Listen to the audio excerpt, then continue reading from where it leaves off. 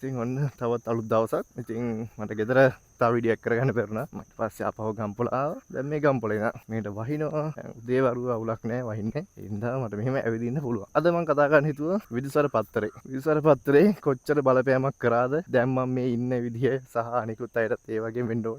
ඒගොල්ලන්ගේ හිතන පදන විදියට කොච්චර බලපෑමක් විදුසර පත්තරේ වුණාද කියන එක මගේ අත්දැකීම මම කියන්නයි හදන්නේ. මේක කතා කරන්න හිතුවේ මේ ළඟදී සර Facebook page එකේ දාලා තිබ්බා ගමනක නිමාව කියලා පෝස්ට් එකක්. ඉතින් මම ඇතුළු අනිත් කට්ටිය මේ හිතුවේ මේක මේ ඇත්තටම මේ පත්තරේ ඉවරයි දැන් ෂට් ඩවුන් කරන්න යන්නේ කියලා. ඇත්තටම මේ ඒගොල්ලන්ගේ මේ පාර සංවත්සරයේ තේමාව ගමනක නිමාව කියලා එක පත්තරේ තාම එනවා කියලා දාලා තියෙනවා. පල්ලෙන් කමෙන්ට්ස් වල විදුසර channel එකේ ඇඩ්මින්. ඒකට අමතරව හරිද පත්තරේ ගැන කතා කරොත් එහෙම විදුසර පත්තරේ කියන එක මම පොඩක් මට හරියට මතක නැහැ කොයි කාලේ ඉඳන් මම කියනවාද කියලා. මම ගොඩක් පොඩි කාලේ ඉඳන් විජේ පත්තරේටයි මිහිර පත්තරේට පස්සේ ඊට පස්සේ මම කියවන්න මට සෙට් උනේ විදුසර පත්තරේ. ඉතින් විදුසර පත්තරේ හින්දා මගේ අර සයන්ටිෆික් දැක්ම සයන්ටිෆික් පැත්තට තියෙන ආසාව ඒ වගේ දේවල් සෑහෙන උනන්දු වුණා. විදුසර පත්තරේ හින්දා විද්‍යා ප්‍රබන්ධ කියවන්න තියෙන ආසාව ඒ සම්බන්ධ තියෙන පොත් වලට තියෙන ආසාව ගොඩක් දී වුණා. මොකද විදුසර පත්තරේ ඉස්සර ඉඳන් විද්‍යා ප්‍රබන්ධ කෙටි කතා පත්තරේ කොටසක් විදිහට තියෙනවා. ඉතින් ඒවා කියවනවා. ඊට පස්සේ ඒකට අමතරව ඉතින් විද්‍යා ප්‍රබන්ධ කියවන්න පටන් ගත්තෙත් විදුසර පත්තරේ ඒ බලපෑම හින්දා කියන්නේ ඒකෙන් මට ලැබුණු පුෂ් එක ඒ දැනුම ඒ දේවල් නිසා. තාරකා විද්‍යාවට තිබ්බ උනන්දුව තවත් ඩබල් ට්‍රිපල් වෙන්න හේතු වුණා විදුසර පත්තරේ හින්දා. විදුසර පත්තරේ හින්දා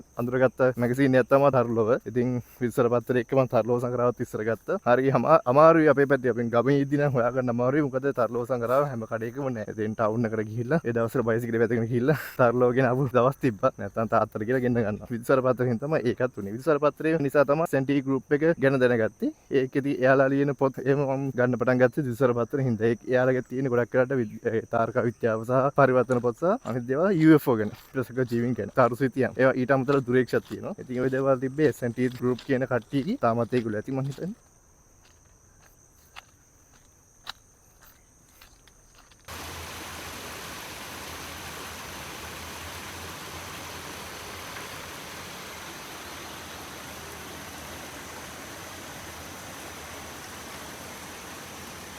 SNT ගෲප් එකේ තමයි පිටසක් ජීවියක් පවතීද කියලා පොත එහෙම තිබ්බේ මට මතකයි පොත ගත්තා පොත අරගෙන කියවා CD එකකුත් හම්බුනේ කාලේ ඒක තිබ්බේ රොස්වෙල් සිද්ධිය සම්බන්ධව ඒ දවස්වල ගොඩක් ප්‍රසිද්ධ වීඩියෝ ක්ලිප්ස් වගේ හරි ජොලි දී කාලේ හරි මම මේ පොත කාටද කියවන්න දුන්නේ පොත ඊට පස්සේ ඩිස්මිස් වුණා CD එක නම් තිබ්බ මං ගාව මේ වීඩියෝ ක්ලිප්ස් නම් දැන් කොහෙද සර්ච් කරොත් අපිට හොයාගන්න පුළුවන් ඉතින් ඒ කාලේ CD එකකින් ඒ සිද්ධිය බලනකොට මාරම සීන් හරිද ඒක මතක් වුණා නිකමට හරි විසර පත්‍රෙත් එක්ක ඉතින් විසර පත්‍රය යන සයන්ටිෆික් ආටිකල්ස් විද්‍යාත්මක හේතු පැහැදිලි කිරීම අద్භූත සිද්ධි ඒවා විද්‍යාත්මක දේවල් සම්බන්ධ කතා කරපු සිද්ධි ගොඩක් දේවල් ඉගෙන ගන්න පුළුවන් වුණ පත්තරයක් තමයි විදුසර කියන්නේ. ඉතින් මේගොල්ලෝ ගමනක නිමාව කියලා මේ අදහස් වෙන්නේ. ඒගොල්ලන්ගේ ගමනේ පරිණාමය ගැන තමයි ඒගොල්ලෝ කියන්නේ. හරිද? දැන් ඒගොල්ලෝ විදුසර ඔන්ලයින් කියලා YouTube channel එකක් තියෙනවා. ඒ channel එක ඇත්තටම හොඳයි. මම ළඟදී වීඩියෝ වල බැලුවා. ගොඩක් වටින දේවල් ඒ channel එකේ තියෙනවා. ඔයාලට ගන්න පුළුවන් දේවල්. ඉතින් අර ඒගොල්ලෝ කාලයත් එක්ක පත්තරේ දැන් පත්තර කියන කට්ටිය ඇත්තටම අඩු වෙන්නේ පෞද්ගලික. මම දුන්නත් පත්තරයක් කියවනවා හරි අඩුයි.